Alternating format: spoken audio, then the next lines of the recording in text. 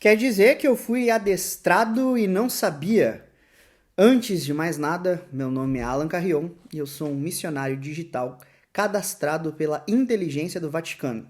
Eu estou aqui sendo vigiado 24 horas por dia e só posso falar aquilo que eu receber em briefings. Esse conteúdo tem o selo de credenciamento da Conferência dos Bispos Intergalácticos. É melhor eu parar por aqui, vá que alguém faça um corte disso e pense que é verdade, né? Afinal, até semana passada eu já estava descobrindo que eu era da teologia da libertação. Brincadeiras à parte, hoje eu vim falar algo sério que acabou me incomodando nos últimos dias. Como muitos de vocês sabem, eu e mais alguns influenciadores digitais fomos convidados a participar do primeiro encontro nacional de missionários digitais aqui no Brasil. Mas afinal, que raios é isso de missionário digital? Algumas pessoas sequer buscaram informações e começaram a dizer, sem nenhum tipo de critério, que só era missionário digital aquele que estava recebendo uma chancela da CNBB, uma carta, que estava acontecendo um adestramento ou algo do tipo. Mas vamos lá. De onde surgiu essa ideia de missionários digitais? Ao contrário do que foi vinculado por algumas páginas, o termo missionários digitais não foi criado pela CNBB para dar um selo a alguém que estaria falando em seu nome.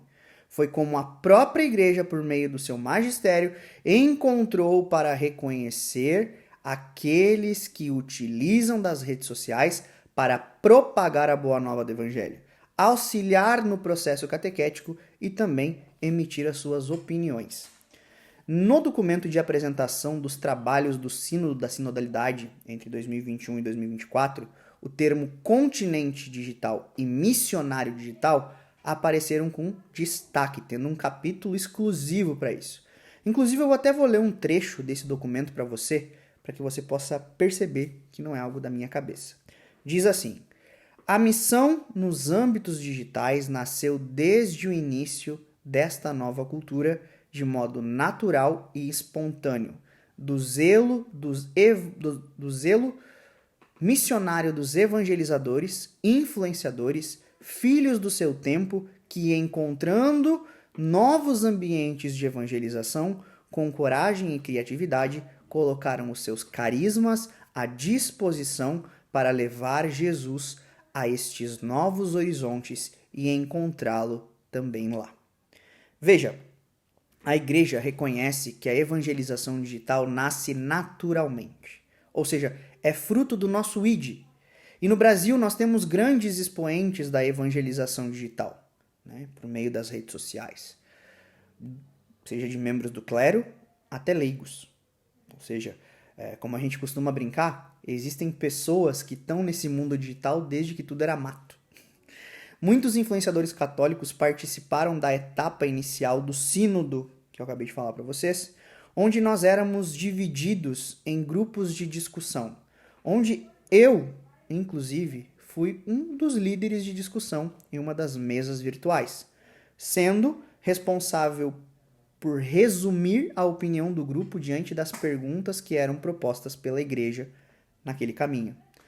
Tudo isso nasceu de um desejo do próprio Vaticano, em especial na pessoa do Monsenhor Lúcio Ruiz, que é secretário do Dicastério de Comunicação e que nomeou esse processo como La Iglesia te escucha, ou seja, a igreja te escuta.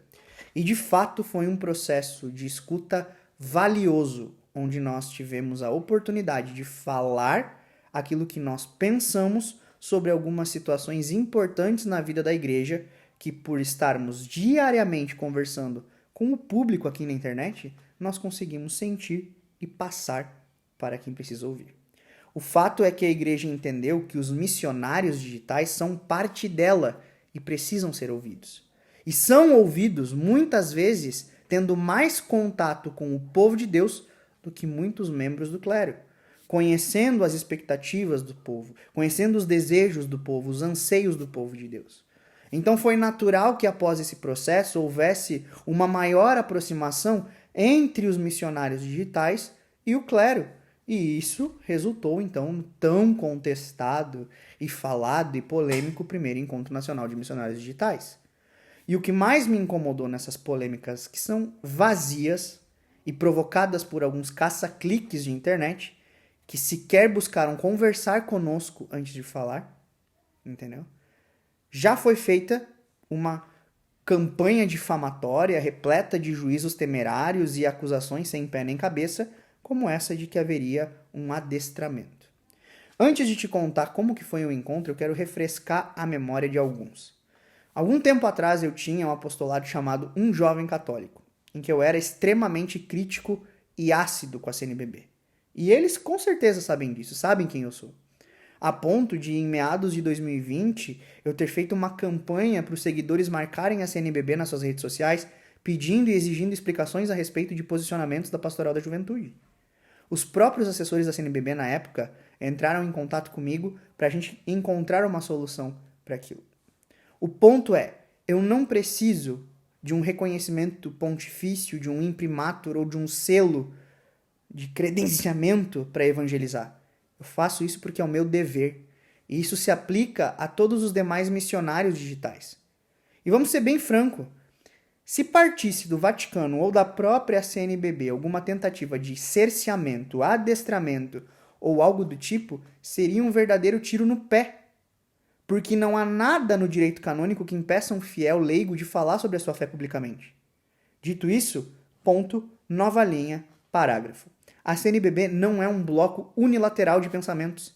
Ela é a Conferência Nacional dos Bispos do Brasil. E só aqui no nosso país nós temos 482 bispos entre eméritos e bispos em exercício.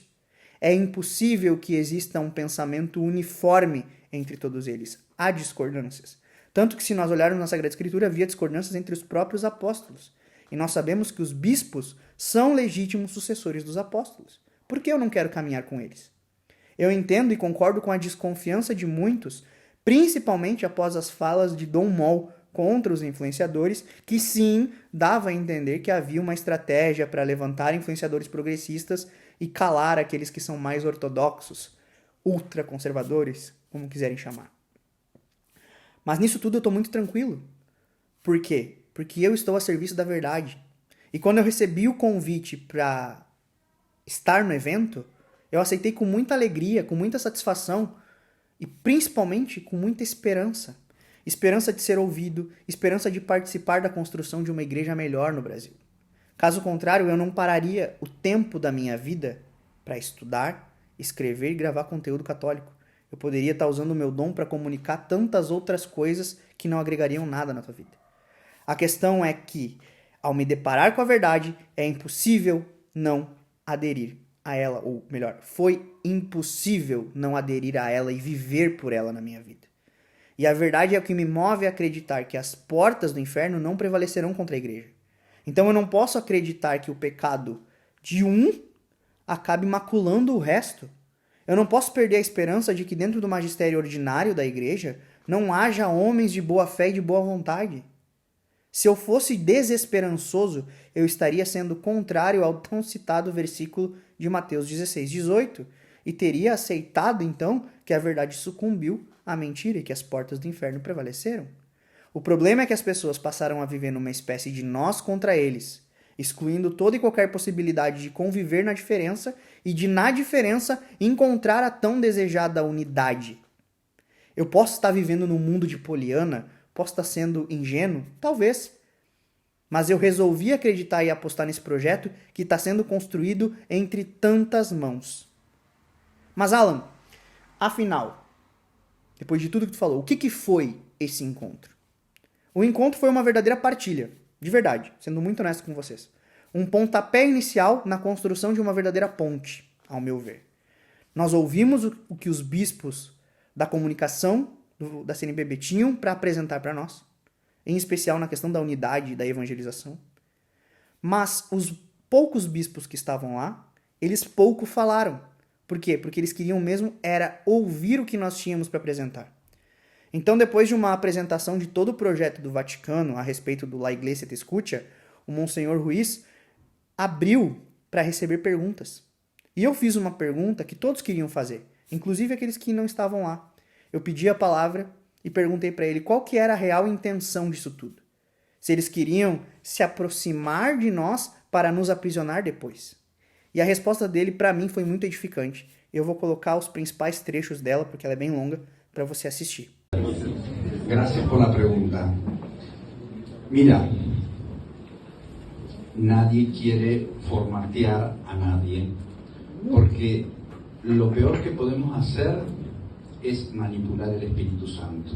Pero sí tenemos que conocernos, porque estamos en todo nuevo.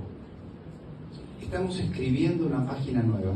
El capítulo 17 es una novedad completa para la iglesia. Y hay una cosa muy bonita del capítulo 17, que los llama misioneros. Y esto significa, me gusta mucho lo que dice Su Excelencia, ¿no? No es un trabajo, no es una actividad, es una vocación. Y es una vocación intrínseca de la iglesia. Y los conecta a ustedes desde la Trinidad. Jesús dice, como el Padre me envió, yo los envío. Y dice, vayan. O sea, llamados misioneros los conecta en el flujo misionero de la iglesia de siempre. Y cuando no sepan qué hacer, pregúntenle a San Francisco Javier. En este proceso de conocerse, pasa de todo. Es normal. Es normal, es fisiológico que uno le diga no lo hagas y lo hago, lo ponemos, lo sacamos, lo decimos. Tenemos que conocernos. Y por eso tenemos que tener paciencia unos con otros. Porque es un movimiento nuevo. La iglesia ya dijo, háganlo. Ahora tenemos que ver cómo. Porque institución y carisma siempre deben trabajar juntos, porque el Espíritu Santo está aquí y aquí. Por eso yo les digo, inicien procesos también de amistad con sus obispos, porque la amistad resuelve problemas antes de que se planteen. Porque si él es tu amigo y tienen confianza, él o vos pueden decir, che, eso que pusiste no me gustó. Y vos vas a saber interpretar y decirle, ¿me explicás por qué? O sea, hay una relación en donde el amor es el que modela. El proyecto no quiere para nada, porque tocar la acción del Espíritu Santo es una cosa grave. Sí podemos equivocarnos a veces, y bueno, está en la naturaleza de todos. Volvemos para atrás y empezamos de nuevo. Pero tengan, primero, franqueza en el hablar, en el decir las cosas, pero siempre con la caridad y el amor de Cristo. Perceba, o ponto principal de tudo isso é entender que as diferenças só serão superadas com diálogo. Nós não somos nós que convencemos uma pessoa do seu erro, mas sim o Espírito Santo. Eu posso informar, é isso que eu faço.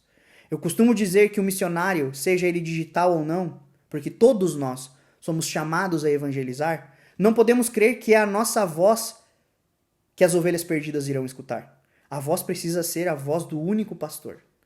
Nós precisamos ser um instrumento. E que instrumento é esse? Eu diria que um aparelho auricular para que as pessoas possam ouvir com clareza a voz do pastor em meio a tantos ruídos e vozes dissonantes nesse mundo. E outro ponto que é importante dizer é que não havia nenhum tipo de receio da nossa parte como missionários digitais de falar aquilo que era necessário. Eu falei algumas vezes para o Monsenhor que aqui no Brasil as pessoas sabem o que é fraternidade, sabem o que é solidariedade, porque todos os anos se fala nisso na Quaresma, mas que as pessoas na verdade precisam e querem saber por que elas precisam ir na missa todo domingo, quais são os 7 sacramentos, por que elas precisam buscar as virtudes, como evitar o pecado.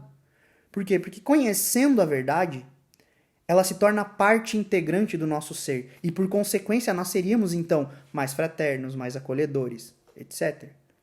Enfim, eu não quero me alongar muito aqui nesse vídeo. Eu quero apenas dizer que um primeiro passo foi dado. Onde a gente vai chegar com isso, eu não sei. Mas para aprender a caminhar, é preciso dar o primeiro passo. E esse passo foi dado. Agora está nas mãos de Deus, aos cuidados da Mãe Santíssima, sob o olhar do Filho e guiados pelo Espírito Santo. E se você chegou até aqui, me ajuda a chegar a mais pessoas no YouTube. Toca no gostei, se inscreve, ativa as notificações, porque vai ser uma alegria imensa poder caminhar com você também. Até a próxima.